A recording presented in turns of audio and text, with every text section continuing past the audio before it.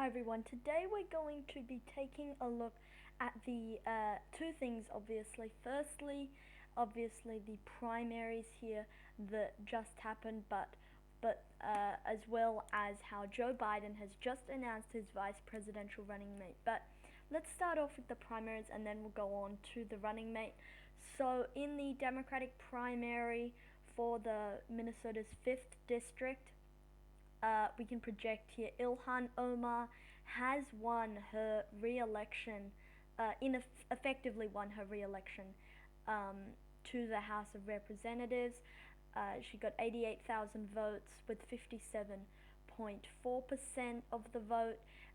Anton Milton Mo, I don't really know how to say that name, has just shy of 40% of the vote. John Mason with less than 2% of the vote there. So not all of the votes are in yet. Ramsey County still, sorry about that, Ramsey County still not in, but I think it's pretty safe with a 57-39 lead to project Ilhan Omar the winner, especially considering there's 153,814 votes cast, which has already surpassed the 2018 turnout here where Ilhan Omar did win.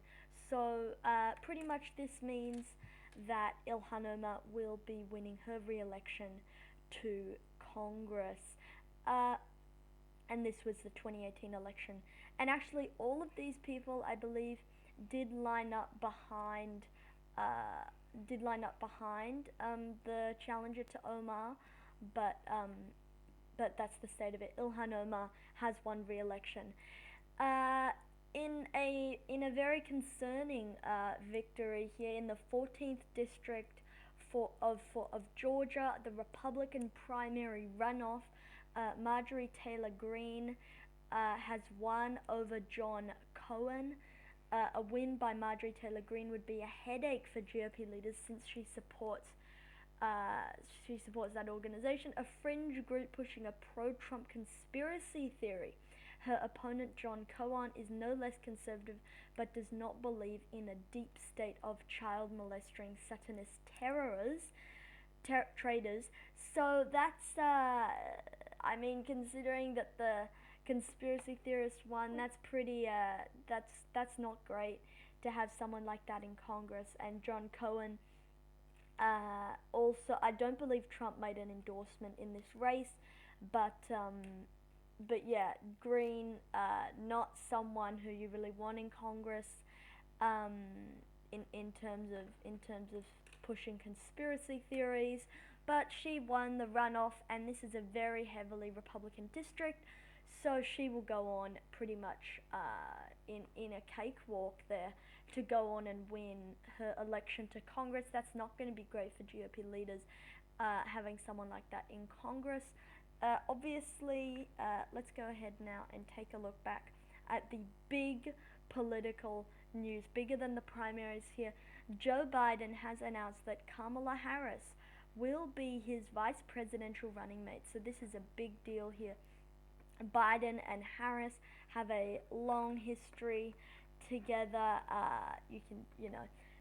They go back a long way, given the how Kamala Harris was very close with Joe Biden's late son, Beau Biden, but Harris forcefully attacked Joe Biden in the very first Democratic primary debate over busing, and then she continued to attack him in the press, including in the second Democratic debate over health care and many other issues. But by then, I guess she had seen that the attacks were not really landing how she had hoped, and hoped to keep her powder dry to be a possible Joe Biden running mate. But let's go ahead and take a look at some of the articles that have been written here. CNN here in U.S. politics. It'll be front page here. Joe Biden picks Kamala Harris as his running mate. There's a bunch of articles here about Kamala Harris.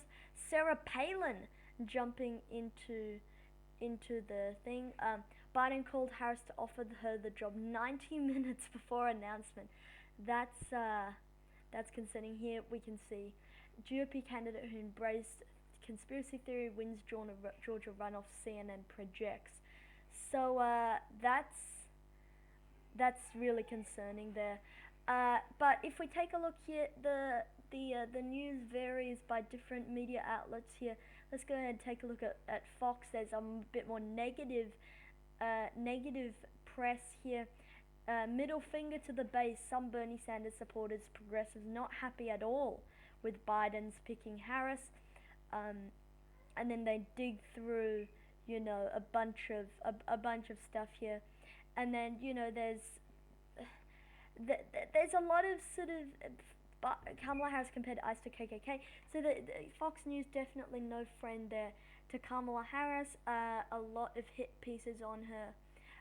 But I mean CNN. I mean honestly, I was watching it this morning, and it was non-stop positive press there for Kamala Harris.